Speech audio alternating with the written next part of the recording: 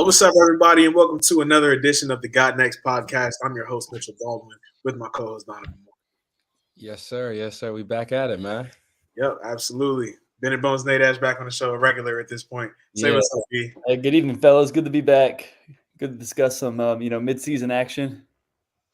Absolutely, definitely good to look back at the season and see how far we've come so far, guys. So it's week 10, basically, about halfway through the season. So you see us in the polos today. Not exactly quite dapper all the way. We're not dressed to the nines. We're about dressed to the fives this week. We are dressed a little bit better with the polo. Come on. You see the polos, all right? We're here. It's business casual because we're giving our mid-season awards this week. So make sure you guys like, comment, subscribe, all that type of stuff. And without further ado, let's get into the show for today.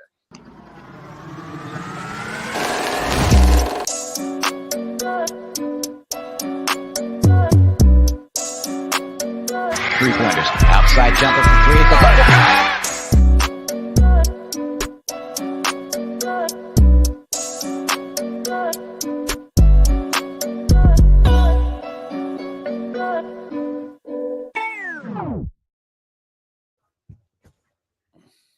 Alrighty.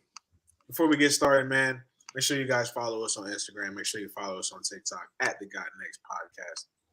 And without further ado, we can go into our first award for tonight, guys. The Coach of the Year.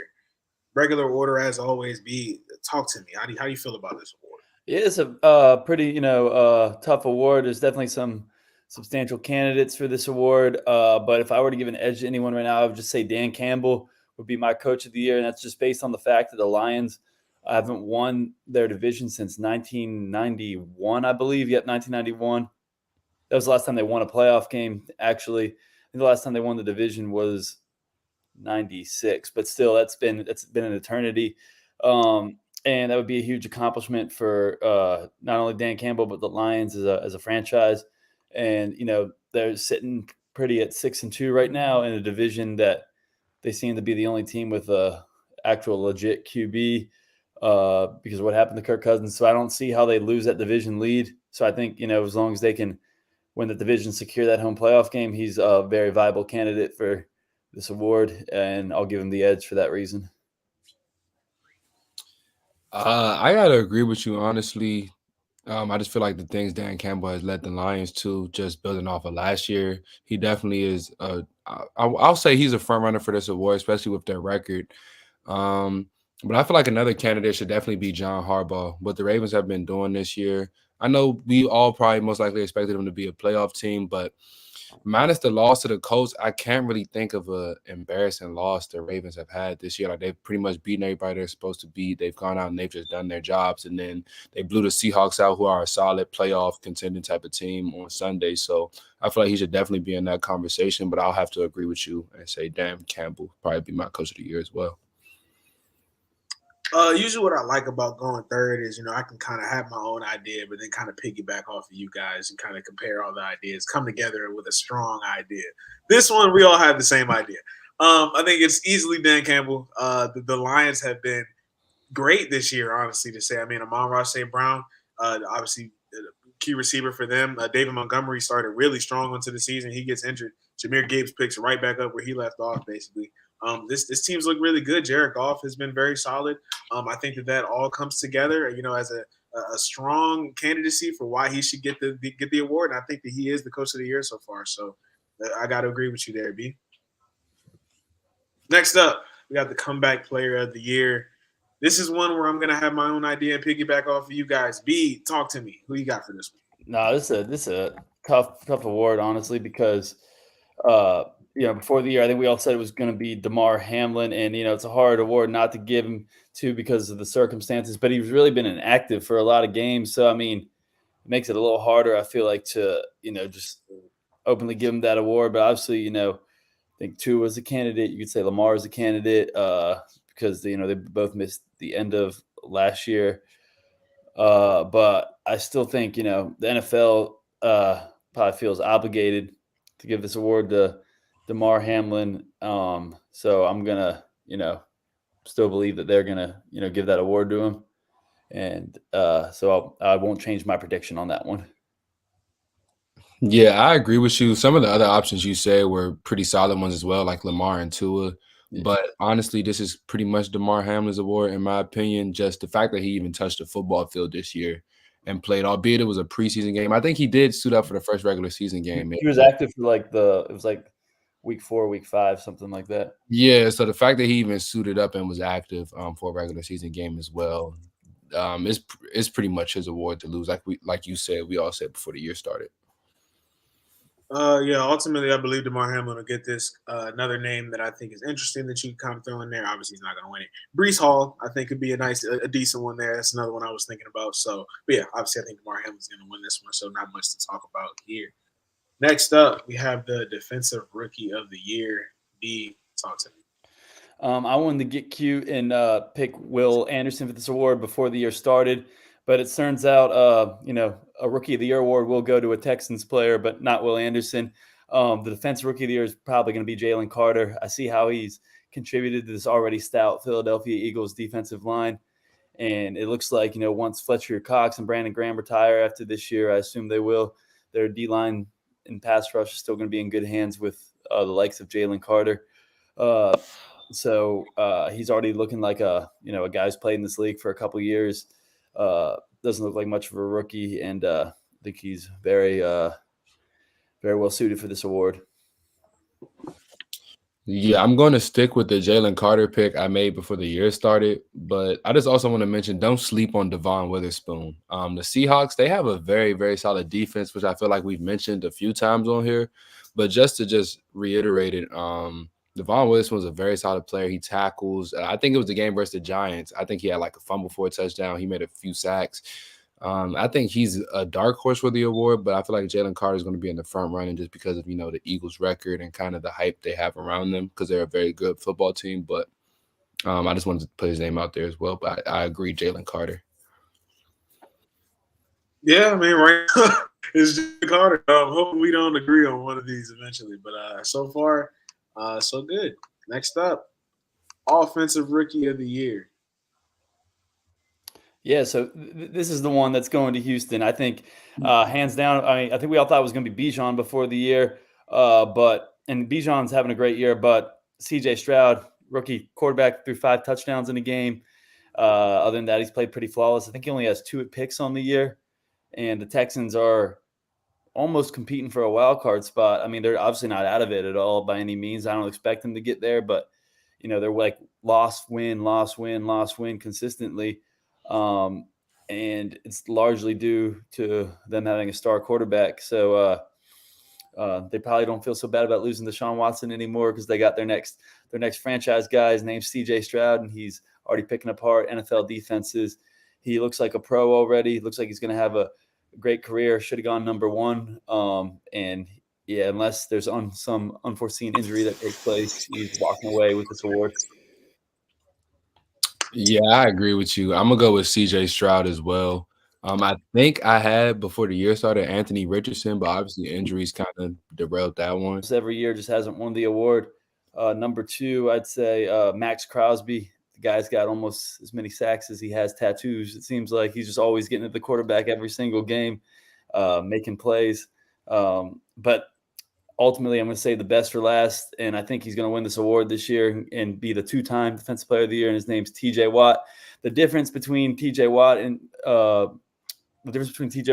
versus a guy like Myles Garrett versus a guy like Max Crosby is not only does he sack the quarterback a ton, but he can also drop back, get an interception, and score touchdowns, which he's done, both this year. And I have a feeling he hasn't scored his final touchdown of the season or gotten his last interception of the season. And I just think he has a little more playmaking ability than those guys do, which is going to separate him to be able to win this award, as long as he keeps the sacks up, obviously. I'm actually going to go with Myles Garrett on this one. TJ Watt is a great pick, of course, but I feel like he's had greater seasons where he still hasn't gotten the award. I just feel like this year, with how Myles Garrett is playing, and then the Browns defense has just shocked me. I knew they had a solid defense, but to be the best in the league, which they are right now up until this point, I wasn't expecting that at all. So I kind of am basing it off he's the best player on the number 1 defense in the league. So I feel like Myles Garrett was due for a Defensive Player of the Year award eventually. I just didn't think it would be this year, but he'd be my pick right now. Gonna have to agree with Donovan. I was gonna go with Myles Garrett. You talked about TJ Watt's ability to get to the quarterback and get some touchdowns this year. I saw Myles Garrett jump over the line of scrimmage and block a punt or block a field goal. I don't know if they ran it back for a touchdown, but the point is he blocked it, and that's insane. He didn't need any leverage. He didn't push off and jump over. He did it 2 legs off vert, crazy. I haven't seen anything like that, bro. Myles Garrett is disgusting. And the fact that he hasn't gotten the award yet makes me upset a little bit. And I feel like the NFL is going to make that right this year, get the man the award. TJ Watt is a beast, though. I'm going to put that out there, obviously. Next up, Offensive Player of the Year. Talk to me. I feel like this award is going to come down to 2 players because this is usually the offensive award that they don't give to a QB because the QB almost always wins MVP, which we'll get to in a couple of awards, I'm sure. But it's either going to be C-Mac or Tyreek Hill who wins this award. And if one of them can muster league MVP, which I believe Tyreek Hill has a better chance of doing, they wouldn't give him both of these. So I'm going to go with Christian McCaffrey for Offensive Player of the Year. I think him scoring a touchdown like every game, and he certainly got off to a hot start, but before the Niners slump, he got a little banged up and hasn't done quite as well since, but they just had a bye week, so I expect him to continue to dominate the rest of this year and be the Niners, catalyst on the offensive side of the football. So I think he'll be in huge contention for Offensive Player of the Year, and I expect him to take it home. He can catch, he can run, he can do it all. He is the centerpiece of the Niners offense. Yeah, I agree with you in terms of who those 2 candidates are, but I'm gonna stick with my pick from before the year started. I'm sticking with Tyreek Hill. I feel like he's on pace for almost 2,000 receiving yards, which is unheard of. He's just such a dynamic weapon on the football field. Like I know since McCaffrey's been with the 49ers, he scored every game, but I feel like the 49ers, I'm not saying they could plug in any running back and still get McCaffrey's success. They could still plug in a different running back and still have a decent ground game. I feel like without Tyreek Hill, the Dolphins offense, even though they still have Jalen Waddle, it just takes like a huge step back. And that's kind of my reasoning for going with Tyreek for Offensive Player of the Year. If not MVP, Offensive Player of the Year for sure. Anybody that will listen, I told you the Dolphins are frauds since the beginning of the year. When they play good teams, you know what I'm saying, they don't show up. But I am a Tyreek Hill guy, and I'm going to go with Tyreek Hill ultimately for this award. I do think that the Dolphins, for Tyreek to win this, the Dolphins are going to have to pick it up. They're going to have to be better on offense. They can't, keep losing to good teams because then Tyreek's numbers are obviously not going to be as pretty as they have been. So I believe that the Dolphins can do that. They can pick it up, and I think that Tyreek's ridiculous, man. And it's crazy to see what he can do with the targets he gets every week. And it's interesting. It's like a spectacle watching him play football. So going to have to go with Tyreek Hill here. But Christian McCaffrey, obviously, a close second right there. So, and last but not least, the award everybody's here for, MVP. Talk to me. So before the year started, I said Patrick Mahomes was going to win it and repeat as MVP. And while he's still a candidate, I'm just going to be honest with you guys. I don't think any QB is doing it for me this year. I know it's virtually impossible to not give this award to a QB, but we have 2 legitimate candidates who we just spoke about who aren't QBs, who could be MVP contenders. But before we get that, I'm just going to give you a reason why, the quarterback contenders aren't league MVPs right now. We'll start with Patrick Mahomes. It's not his fault, but the Chiefs just don't have a wide receiver that scares anybody, which is going to just diminish his stats a little bit. Like Donovan said about TJ Watt having better years but not winning Defensive Player of the Year, it's like Patrick Mahomes has had better years than what he's having right now and not won league MVP. So, he just doesn't have an explosive of an offense around him this year. I think he's got less touchdowns and more picks than Russell Wilson, which is crazy. He might have just passed him actually since the Broncos just had a bye. He might have passed him in tutties, but Russell Wilson is not having a good year in many people's minds, but he's got more touchdowns than Mahomes. It's crazy to think. Jalen Hurts had a great year for the most part, but he is kind of high in the interception category. We'll have to see how that finishes out. They're hitting a tough stretch late in the year. And then Lamar Jackson, I think the Ravens are dominating similar to the year in which he won league MVP, but that year he threw 36 touchdowns. And right now he's only got 9 passing touchdowns. And I just do not think that's league MVP worthy, even though the team's dominating. So I really just don't think a quarterback's doing it for me. Kirk Cousins was having, and Tua were having the best stats out of quarterbacks, but I don't think anybody was going to fight for either of those guys to be league MVP. We obviously don't know what happened to Kirk, but those guys were the top of the stat sheet when it came to yards, passing touchdowns, and things of that nature. So my MVP, without further ado, is the fastest man on the planet, the cheetah, Tyreek Hill. I think as long as he gets that 2,000 yards, which I think he's determined to get, I think you got to give it to him if the quarterback play stays the way it's going right now, which is pretty subpar compared to most years. I hope Tyreek gets it because it'd be cool to see someone else besides a QB win this award, just to show that it's a possibility in today's day and age to win MVP if you're not playing the position behind center. But we'll see how the season shakes out. I'm sure there's going to be a quarterback that legitimately gets his name in the conversation. But I think Tyreek Hill's the man right now. And a lot of people say, well, if Tyreek Hill wins it, you get Tua is obviously thrown to other people besides him, so it should be the quarterback. But nah, I mean, we know Tua is a good quarterback, but he's not like that. He's not top notch. He's a very adequate quarterback. He's like a way younger Kirk Cousins, kind of just very efficient with good weapons, but he's not a league MVP type player. So that's why Tyreek Hill is my MVP. If Tyreek is MVP, that kind of ruins my offensive player of the year pick. But that's not a bad pick at all. That's not a bad pick. Just to piggyback off of what you said, B. His stats are insane. And especially with the way the quarterbacks are looking right now, kind of how everybody's kind of muffled up. Not in mediocrity, but like everybody's like having good games, but then they'll turn back the next week, throw 2-3 picks. But if there's one guy I had to say I feel like may make that real late season push for MVP, I'm gonna have to go with Joe Burrow. Just what he did versus the Bills on Sunday, and then beating after coming off of a win against the 49ers as well. I feel like the Bengals are starting to hit their stride. You can see Joe Burrow's getting healthy. You can see he's more agile back in the pocket. I'm not sure if Jamar Chase will be out for a couple weeks or not, but just with everything that the Bengals have done, and then everything that I think they can do going forward, this is usually that time of year where they get hot and then go on that postseason push we've seen them do the last couple of years. So if not Tyreek, I'm going to go with Joe Burrow. Joe Burrow will be my pick since I took Tyreek as Offensive Player of the Year. My QB pick is going to be Jalen Hurts. B did talk about the interceptions. I think the last 2-3 weeks, he's been a lot better. I think he's like 10 touchdowns, 1 interception in the last 2 weeks. So, yeah, he's been a lot better. And if I had to pick a non-QB player, it would probably be CMC. Just because I feel like when you think about most valuable, he has the ability to be your lead back as well as he could be your lead receiver. I mean, you'd rather him not be, but like he could be your lead receiver as well. So like I think that's a pretty valuable weapon to have on your team, like a guy that can give you 20 rushes a game and turn that into 100 plus yards, couple touchdowns. I mean, and they can also receive like that. Pause. So I think that obviously I think he has to be the MVP for those reasons. And yeah, so that was gonna be my 2 picks so far. And guys, I lied because I did say that this was gonna be the final award, but you know I have to squeeze this award in every time I get an opportunity. Yeah.